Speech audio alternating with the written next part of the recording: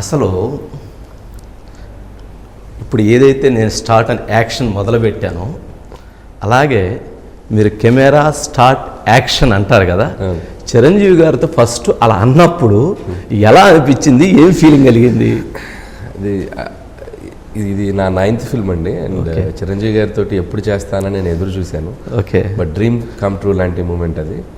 And Chiranjeevi గారితో first day ఆయన ఒక సింపుల్గా ఒక షర్ట్ లుంగి మన ట్రైలర్లో మీరు చూశారు కదా, అవును, పోపేస్తూ బట్టలు పట్టుకుని వెళ్తూ, సో అలాంటి ఒక సింపుల్ అటైర్లో ఆయన్ని డైరెక్ట్ చేశాను. ఓకే, ఆయన సినిమాలు చూస్తూ పెరిగి ఆయన పాటలకి డ్యాన్స్ వేసిన ఒక చిన్న కుర్రోడు ఈరోజు వచ్చి 150 సినిమాలు తీసేసి ఒక సెంట్రల్ మినిస్టర్గా పనిచేశారు. అండ్ పద్మభూషణ్ ఒక లెజెండరీ పర్సనాలిటీ.